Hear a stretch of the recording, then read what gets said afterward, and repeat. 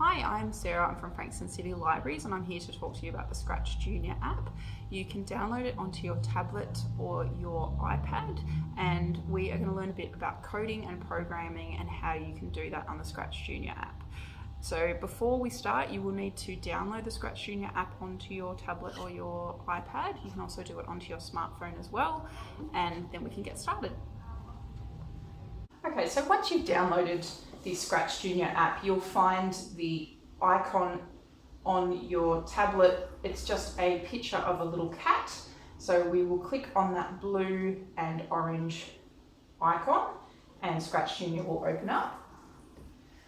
Okay, so you can, if you're having a bit of trouble, you can click on the question mark and that runs you through a few things about Scratch Junior. We're going to go home and that takes us to the previous projects I've created, and we're going to create a new project. So we're going to click on this plus button here. So you'll always start off with this little cat. He's your first character that will be on the screen, but you can get rid of him if you like. You just hold down on this button and you press the cross if you want to get rid of him, but we're going to keep him today. But we want to change his color. So we're going to press the paintbrush over here on the cat and we can edit him a little bit. So you can draw. If you want to change the drawing a bit, you can create some shapes. And then if you decide you don't want to do that, because we don't want any of those on there at the moment, we're just going to go back. We're going to press the back button. So today we're just going to change his color. So I've zoomed in a little bit so I can see him. I'll just press that. I don't want that one. We want to paint him. So we're going to press the little paint tin. And I'm going to zoom in just so I can see what I'm changing. So we're just using two of our fingers to zoom in like that. And pinch the screen.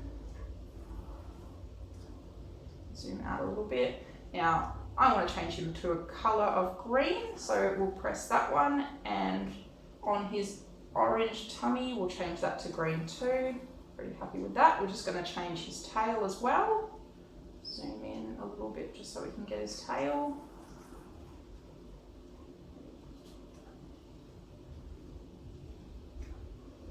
Might have to move your character around a little bit if you're struggling to get into the little tail.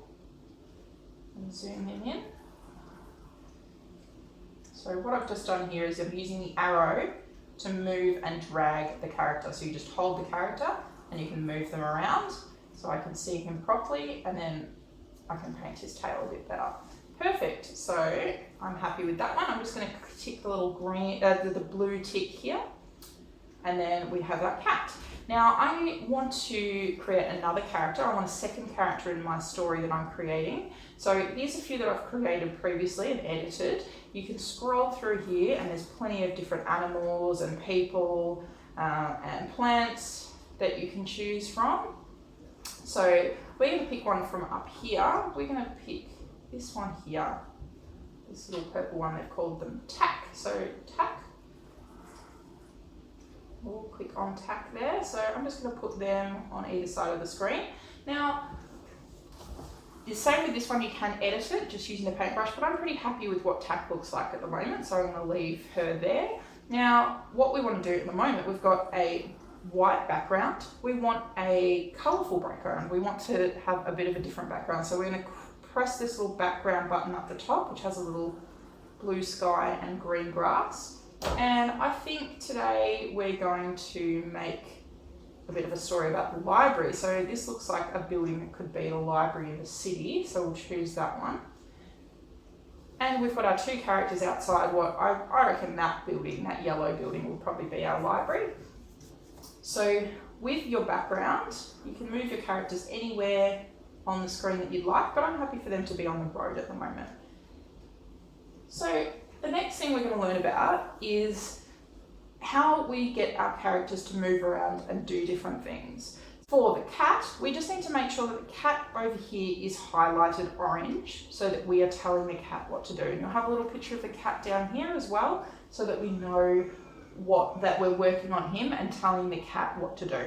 So I want him to take a few steps. So I want to take a few steps to the right. So he's going to move to the right, closer to the library. So we're going to use this little button here. We're going to hold it down and it says move right, and we're going to drag it into our programming area.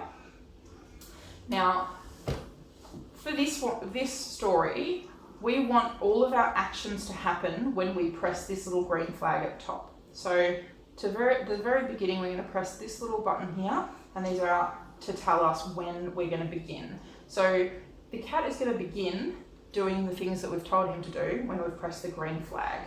So we put the green flag here, and that means that once we press that, he's going to take one movement.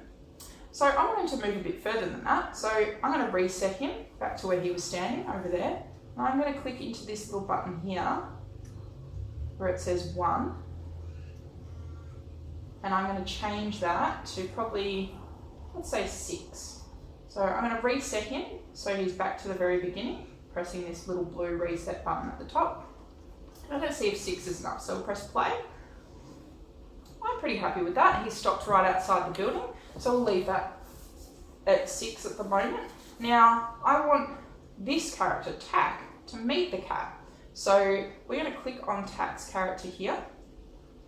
And we're going to do the same thing. We're going to start with the flag so that when we press that green flag, everything that we tell Tack to do will begin once we've pressed it. So these are the movement buttons down here, or the action buttons here, under the blue tab. So we click on that so that we can choose for Tack to move to the left hand side. So we grab this one here. So you just hold it and drag it into the section where the flag is.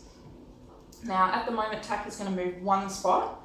We probably want her to move a few more than that. Maybe 4. Well, that's 44, we don't want that many, so 4. Now, let's see how that goes. Perfect. Okay, so now both our characters are standing in front of what we're calling the library today. Now, what I want the cat to do is say hello to Tack. So we're going to click back on the cat here, and we are going to do a speech bubble. So if we click on this little purple tab, there is a speech bubble down here. We want the cat to say something. Now it says hi, but we can actually click on this little bubble and type whatever we would like. So we're going to type, hi Tack.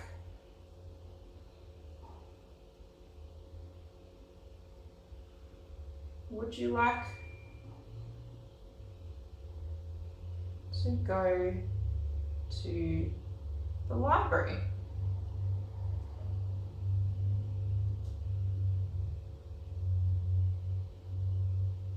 Perfect. Okay. And we want Tack to respond. So let's click on Tack, and we'll also put a speech bubble on for Tack. I sure do. Let's go. All right, so let's reset them so they're back to the beginning, and we're going to press the green flag again.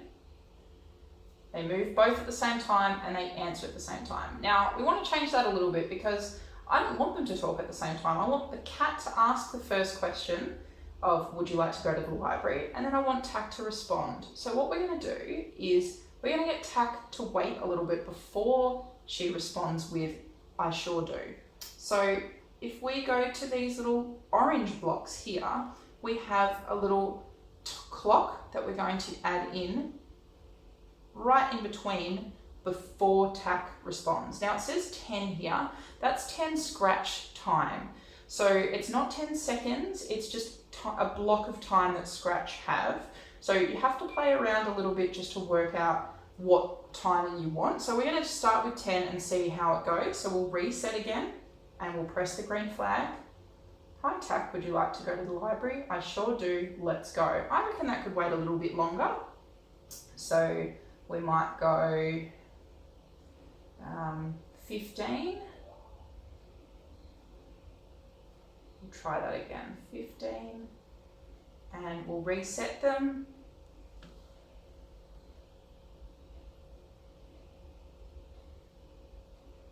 Great. Okay, so the next thing we want them to do is to go into the library. So we're actually going to move the characters so they go closer to the library and actually look like they're disappearing into the library. So we'll start with the cat. Now he's so far moved and spoken a little bit. We're going to do some more movement, and that's the blue tab there. So we want him to go up towards the library, maybe 2 spots. So let's see how that looks.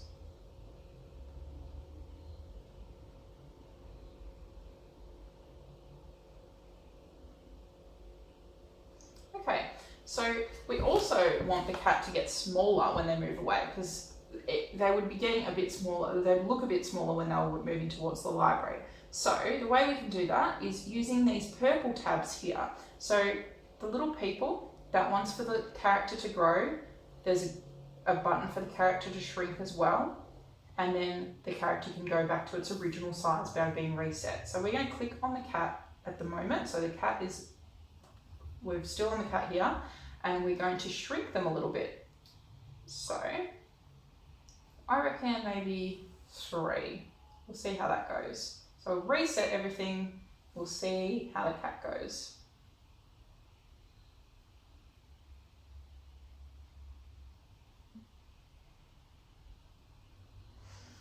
Okay, maybe a bit smaller. Let's go 4.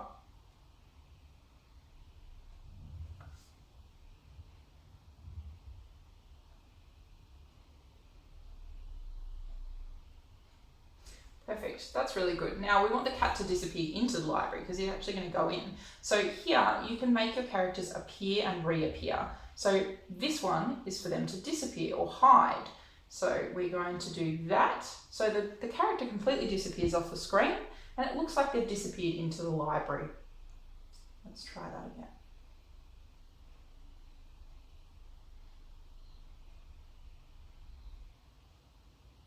There they go, off into the library. Now we want Tack to go into the library too. So what we're going to do is set the same commands that we did for the cat. So you can copy it off here. We've done getting smaller or a shrinking block, and we've also done a hide block. So we're going to do the same with the purple ones. So Tack is going to get smaller and eventually disappear into the library. So let's reset that and see what happens.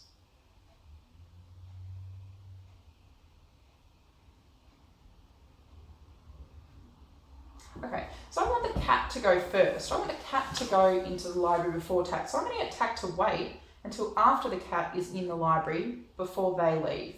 So we're going to add another waiting block just here. I reckon maybe we'll try 15 and see how that goes.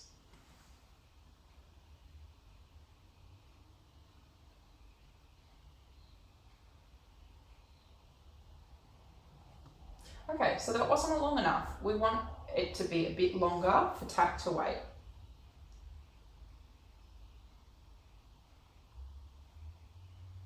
So I've put in 30, we're going to try again.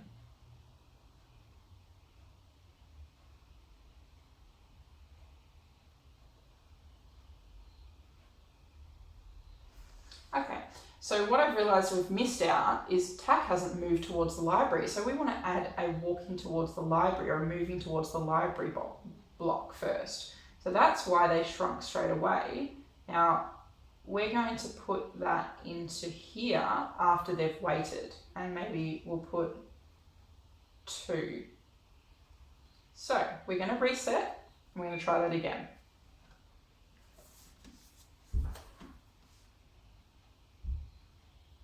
So the cat will move towards the library and disappear, and then Tack moves as well. Awesome. Okay, so now it looks like our characters have gone into the library. We want to change scenes because they've moved from where they are. So over here we have one scene. This is our first scene. We're going to create a second scene. So we're going to press the plus button and we've got a second scene.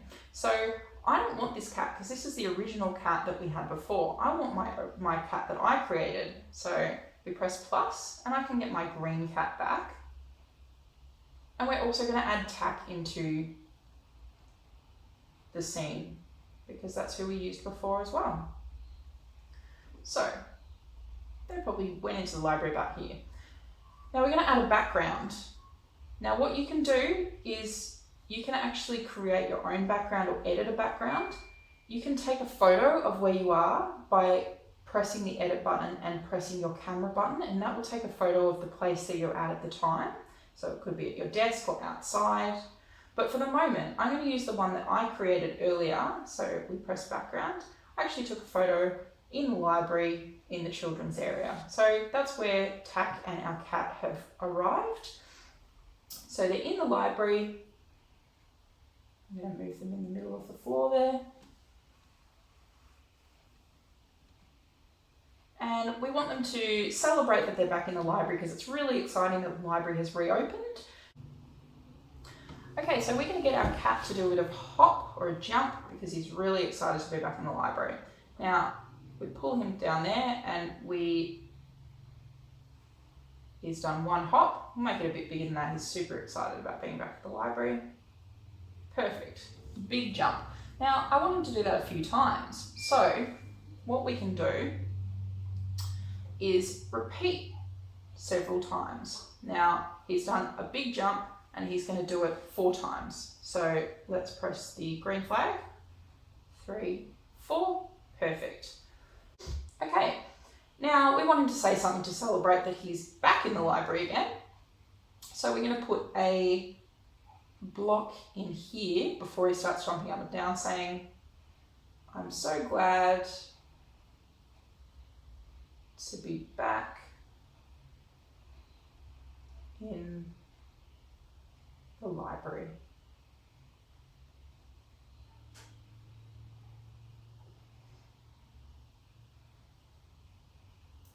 Okay.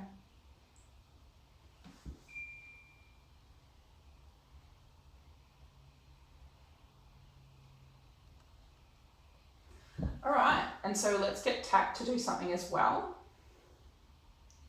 Tack can respond with, so we're going to click on Tack's little character here, and we're going to add the play button, and then Tack can say, "Me too." Yay! All right. Now, the timing of that is not really what I wanted, so I'm going to play around with that a little bit. So I want Tack to respond. I want Tack to wait again. So Tack can probably wait maybe 15 blocks.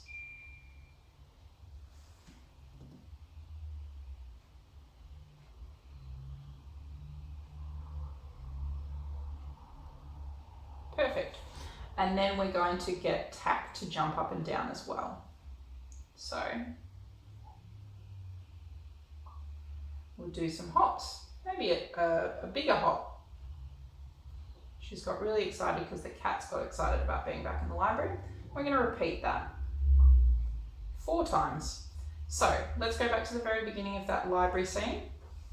"I'm so glad to be back in the library." "Me too, yay!" They're both very excited. Okay, so if you make a mistake with any of these blocks, if you decide you don't want something, or you decide, no, I don't want this character to say something, all you have to do is hold on to that block. Now you want to separate them first. Hold it, and then put it back into this area it came. Okay, so what we want to do is reset everything. We're going to go back to the first scene, reset the first scene. We're going to practice and see if everything works out the way that we wanted it to. So press the green flag.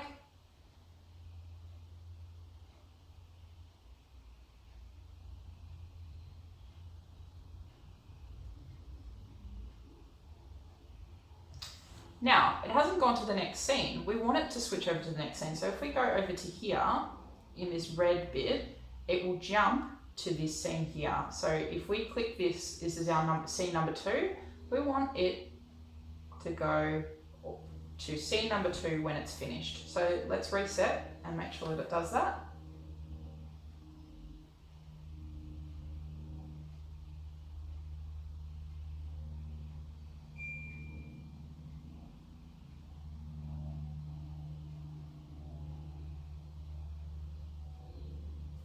Perfect.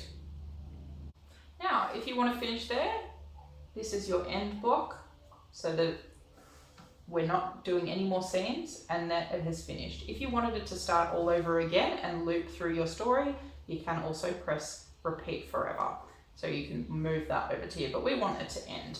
So there's plenty of different things you can play around with. There's plenty of options with your characters and your backgrounds and the way you get your characters to move. If you have any questions, you can put them in the comments and we'll try and get back to you as soon as possible about how anything that you're struggling with. But have a play around. You can't make mistakes, and if you do, there is ways of fixing them, as we showed you, of deleting the blocks. And you can always use the back button or start completely again. So you just go home, you press your home button, and then you just press this plus, and then you go back into your project, or you can start a new one. So this is the project we were working on. You can also name it something different. So at the moment it's called Project 1. We're going to call it the library and press the blue tick, and we've saved that as the library. So if we go back home, we'll see the library, and we can also create a new project if you want.